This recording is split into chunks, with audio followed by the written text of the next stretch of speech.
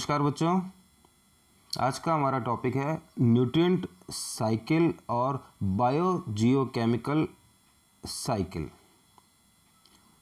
हमारी अर्थ पे जो न्यूट्रिएंट पाए जाते हैं उनकी मात्रा सीमित है, उनको हम दोबारा से उपयोग करते हैं, वह जीवों के शरीर में जाते हैं, फिर वापस ज़मीन में या फिर सॉइल के अंदर मिल जाते हैं और उनकी रिसाइकलिंग होती है। सभी न्यूट्रिएंट्स की वापस रिसाइकिल होती है, वह भले गैसियस फॉर्म में हो चाहे सेडिमेंट्री फॉर्म के अंदर हो।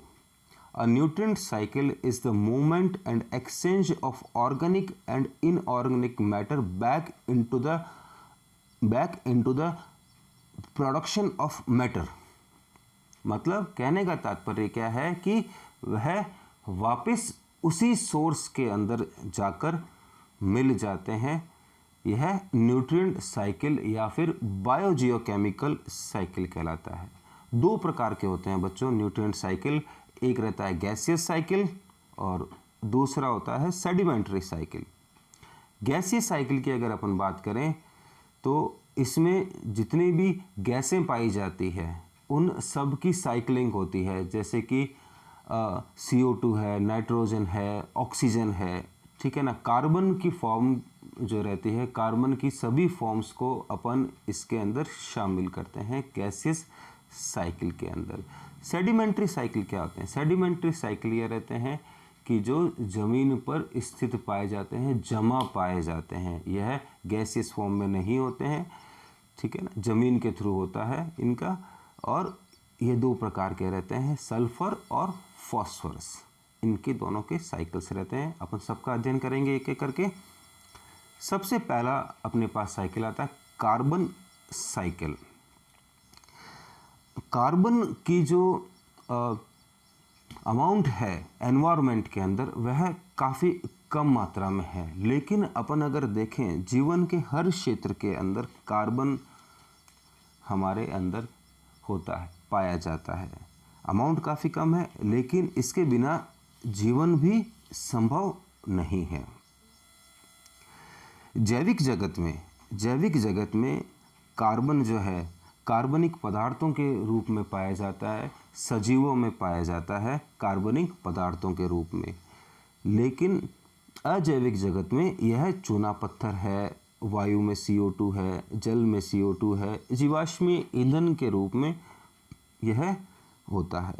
कार्बन डाइऑक्साइड जो है, CO2 जो है, उसको हरे पादप प्रकाश संश्लेषण के द्वारा इसका फिक्सेशन करते हैं, फिक्सेशन करके कार्बनिक पदार्थ का निर्माण करते हैं, ग्लूकोज का निर्माण करते हैं। यह जो ग्लूकोज है बाद में फिर प्रोटीन, पॉलीसैकेराइड एवं फैट के रूप में रूपांतरित हो जाता है। जब शाकाहारी जो है प्राणी है, यानी हार्बीवोरस एनिमल्स जो है, यह फूड को एक्सेप्ट करते हैं, ग्रहण करते हैं, तो उसके पश्चात यह अन्य कार्बनिक यौगिकों में रूपांतरित हो जाता है। और उसके पश्चात जब कार्निवोरस एनिमल शाकाहारी प्राणियों को खाते हैं, हार्बीवोरस को खाते हैं, तो वह उनके अंदर कार्बनिक पदार्थों का निर्माण हो जाता है। सजीवों के अंदर CO2 जो है रेस्पिरेशन के द्वारा यानी श्वसन के द्वारा CO2 वापस मुक्त हो जाती है, एवं सजीवों की डेथ होने पे या फिर अपशिष्ट पदार्थों के अपघटन के द्वारा यह वापस वातावरण में चली जाती है। अब अपन देखते हैं इसमें ये जो कार्बन साइकिल बताया गया है डायग्राम के अंदर कार्बन साइकिल बताया गया है। सबसे सेंटर में इसमें एक वृक्ष दिखाया गया है, पेड़ दिखाया गया है, और उसके जस्ट पास में एक एनिमल को दिखाया गया है। तो कहने का तात्पर्य क्या है कि यह जो एनिमल है यह हार्बीवोरस एनिमल है, यह इसको एक्सेप्ट करेगा फूड को, देन कुछ एक जो कार्बनिक पदार्थ है वह वेस्ट मटेरियल के रूप में चला जाएगा या फिर डेथ के रूप में चला जाएगा एनिमल की, और उसके अलावा रेस्पिरेशन के द्वारा वह बाहर निकल जाएगी CO2। ठीक है। फिर इसके पश्चात अगर अपन देखें प्लैंकटन्स वगैरह है जो सी के अंदर पाए जाते हैं, तालाबों में पाए जाते हैं, वह फोटोसिंथेसिस के द्वारा ग्लूकोज का निर्माण करते हैं, वह दूसरे एनिमल्स में जाता है और वापस वही प्रोसेस होती है रेस्पिरेशन वगैरह की, और यह निकल जाता है, CO2 बाहर निकल जाती है इससे। अब इसमें अगर अपन देखें तो जीवाश्मीय ईंधन जो है, जीवाश्मीय ईंधन है, समुद्रों के अंदर काफ़ी मात्रा में ऑक्सीजन पाई जाती है। ठीक है, चूना पत्थर वगैरह है, यह सारे भी CO2 के काफ़ी बड़े स्रोत रहते हैं।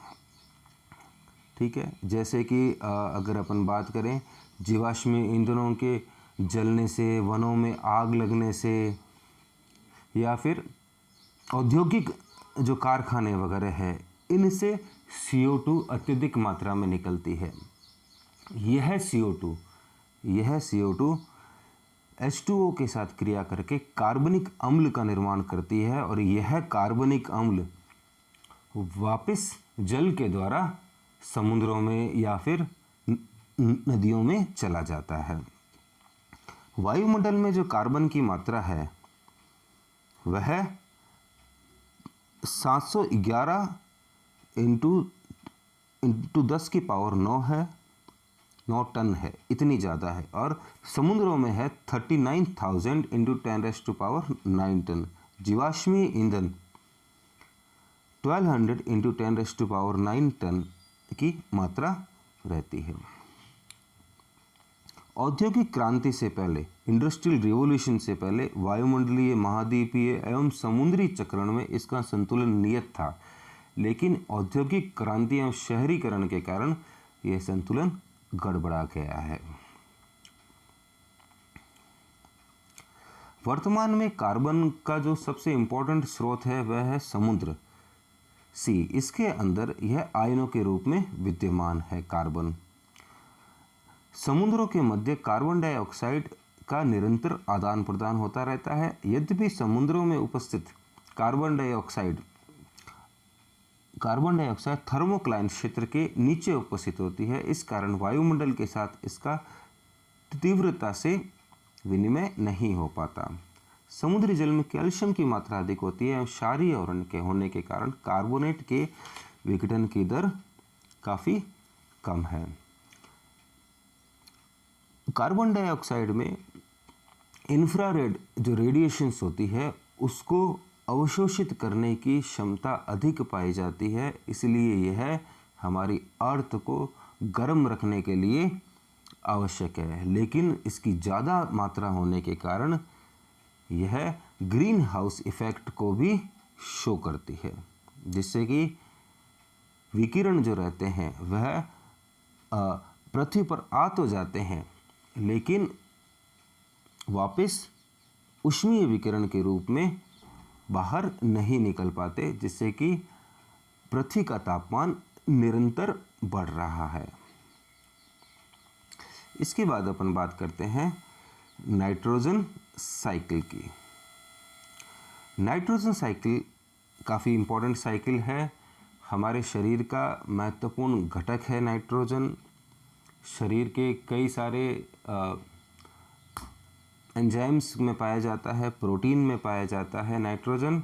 वायुमंडल के अंदर इसकी मात्रा 79% है, लेकिन गैसीय प्रावस्था के अंदर यह उपयोग में नहीं लिया जा सकता।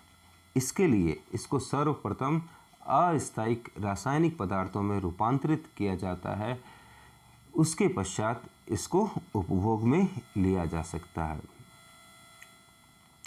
इसके चार स्टेप्स पाई जाती है। पहला स्टेप होता है फिक्सेशन। फिक्सेशन का मतलब क्या है? फिक्सेशन का मतलब क्या है कि वातावरण में उपस्थित नाइट्रोजन को अमोनिया तथा नाइट्रेट में रूपांतरित करना। वातावरण के अंदर जैसे कि कॉस्मिक रेडिएशन और लाइटनिंग के द्वारा होता है। इसके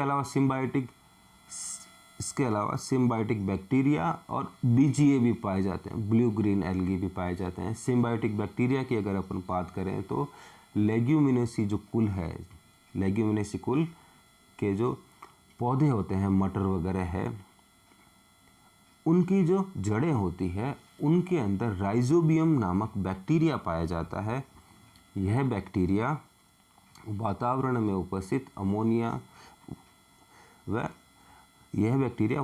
उपस्थित नाइट्रोजन को अमोनिया तथा नाइट्रेट में रूपांतरित कर देता है। इसके अलावा बीजीए की अगर अपन बात करें, ब्लू ग्रीन एल्गी की अगर बात करें तो नॉस्टॉक, एनाविना ये है।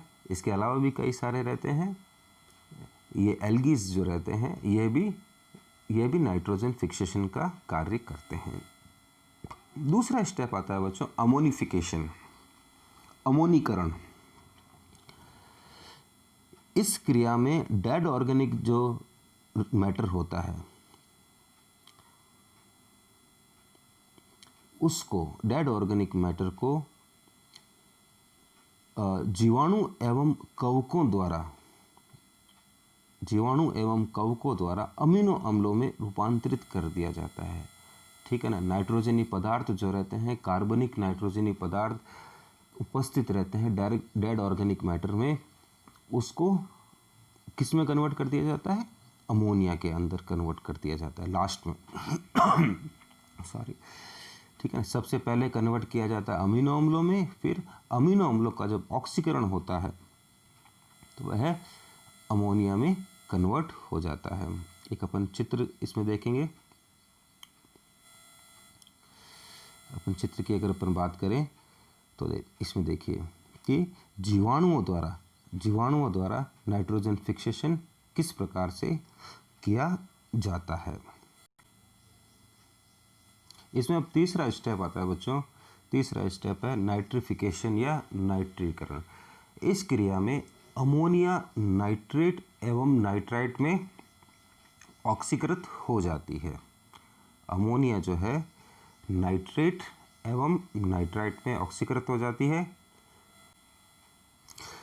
ये जो प्रक्रिया रहती है यह दो जीवाणुओं द्वारा संपन्न होती है। एक रहता है नाइट्रोसोमोनास और एक होता है नाइट्रोबैक्टर। ये क्या करता है? नाइट्रोसोमोनास सबसे पहले क्या करता है कि वातावरण में उपस्थित अमोनिया को HNO2 नाइट्रस अम्ल के अंदर कन्वर्ट करता है और फिर यह जो नाइट्रस अम्ल है यह नाइट्राइट में कन्वर्ट हो जाता है। दूसरा बैक्टीरिया काम करता है नाइट्रोबैक्टर। यह क्या करता है? नाइट्राइट को नाइट्रेट में कन्वर्ट कर देता है, जो कि पौधे एक्सेप्ट करते हैं। ध्यान देने वाली बात क्या है कि जो हरे पौधे होते हैं वह नाइट्रोजन को नाइट्रेट की फॉर्म के अंदर ही अपने अंदर ग्रहण करते हैं। चौथा लास्ट स्टेप है डीनाइट्रिफिकेशन। डीनाइट्रिफिकेशन के अंदर वातावरण के अंदर नाइट्रोजन वापस विमुक्त हो जाती है। इस क्रिया को करने के लिए सूडोमोनास नामक बैक्टीरिया होता है और कई सारे कवक काम करते हैं। ये क्या करते हैं कि डेड ऑर्गेनिक जो मैटर रहता है उसका विघटन नाइट्रोजन के रूप में कर देते हैं और ये नाइट्रोजन वापस वातावरण में चली जाती है। इस प्रकार से नाइट्रोजन का ये जो चक्र है यह पूरा हो जाता है। इसके बाद वाला अपन टॉपिक लेंगे सेडिमेंट्री साइकिल।